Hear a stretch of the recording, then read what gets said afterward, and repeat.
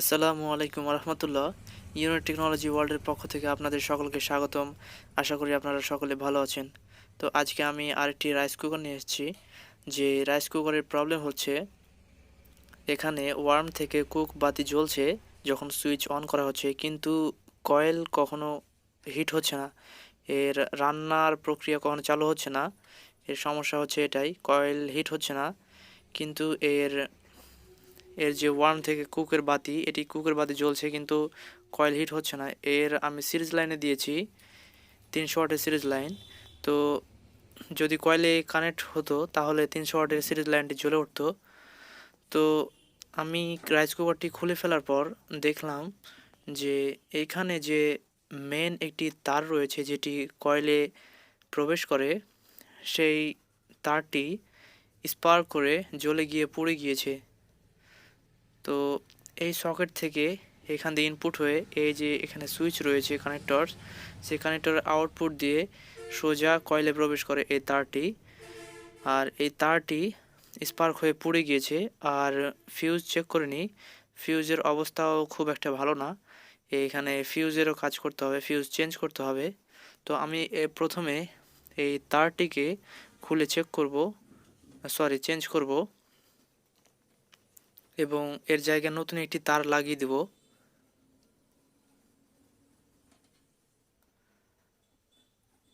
তো rice cooker মূলত যেহেতু হাই লোডের একটি মেশিন, সেহেতু এখানে অবশ্যই ভালো তার লাগবে এবং সেম তারই লাগবে। রাইস কুকারের জন্য ছোট ছোট শর্ট পিস পাওয়া যায় বাজারে কিনতে, আপনি কিনে নিতে পারবেন যদি আপনার এরকম কোনো সমস্যা হয়। তো আমার কাছে দেখুন এরকম শর্ট পিস রয়েছে রাইস কুকারের জন্য তার। তো আমি এই তারগুলো লাগিয়ে নিচ্ছি ওইখানে এবং পুরানো তারটি রিপ্লেস করে দিচ্ছি। আর এটি 1000 ওয়াটের কয়েল, এটি যখন চলবে তখন এই কারেন্ট নেয় প্রায় 4 থেকে 5 অ্যাম্পিয়ার পর্যন্ত। সুতরাং এর সেফটির দিক দিয়ে সবসময় অবগত রাখতে হবে এবং এখানে কখনো লুজ কন্ট্যাক্ট রাখা যাবে না। কোনো জায়গাতে লুজ কানেকশন বা লুজ কোনো সংযোগ দেওয়া যাবে না, এদিক খেয়াল রাখতে হবে। আর এখানে যে টার্মিনাল দেখছেন, এই টার্মিনালটি ভেঙে গিয়েছে।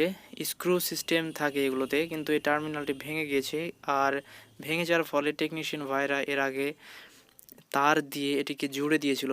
তো আমি সেটিকে খুলে আবার ভালোভাবে জুড়ে দেওয়ার চেষ্টা করব এই নতুন তারটি। তো তারটি আমি জুড়ে দিয়েছি, দেখুন এখানে ভালোভাবে এই সেকশনটি, এই পয়েন্টে ঘষে আমি একটি নতুন তার দিয়ে এটিকে শক্তভাবে বেঁধে দিয়েছি, কারণ এটি শক্তভাবে বাঁধতে হবে। এরপর আসে এখানে যে কানেক্টরস রয়েছে, এখানে কানেক্ট করার সময় যখন সুইচ অন বা অফ হয় বা ট্রিপ করে, তখন এখানে যেহেতু 4 থেকে 5 অ্যাম্পিয়ার কারেন্ট ফ্লো হয়, সেহেতু এখানে যখন কানেক্ট হয় বা ডিসকানেক্ট হয় তখন এখানে স্পার্ক সৃষ্টি হয়। আর স্পার্কের কারণে এখানে কিছু কয়লার মতো বা মরিচার মতন একটি কালো আস্তরণ সৃষ্টি হয়। আর সেটিকে আমি এখন রিমুভ করছি সিরিজ পেপার দিয়ে এটি ঘষে রিমুভ করতে হবে। কারণ যেখানে অতিরিক্ত লোড, হাই লোড থাকে, সেখানেই একটু লুজ থাকলেই সেখানে স্পার্কের কারণে একটা রেজিস্ট্যান্স তৈরি হয়, মরিচা পড়ার মতো একটা অবস্থার সৃষ্টি হয়। তো আমি এটিকে ঘষে ক্লিয়ার করে নিলাম।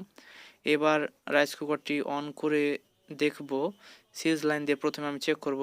তো দেখুন আমি যখন সুইচটি অন করব তখন সিরিজ লাইনটি জ্বলছে, কারণ এটি 1000 ওয়াটের কয়েল। 300 ওয়াটে যেহেতু আমি চালাচ্ছি, সেহেতু 300 ওয়াটটি জ্বলে উঠবে সিরিজ লাইন। তো এবার আমি ডিরেক্ট লাইনে দিব এবং ডিরেক্ট লাইনে দেওয়ার পর দেখুন ওয়ার্মের বাতি জ্বলে উঠেছে। আর এখানে কয়েল গরম হতে শুরু করে দিয়েছে, হয়তোবা আমি আপনাদের বোঝাতে পারছি না, কিন্তু আমি এটা ফিল করতে পারছি। তো ভিডিওটি যদি ভালো লাগে তাহলে অবশ্যই সাবস্ক্রাইব করে পাশে থাকুন। ধন্যবাদ।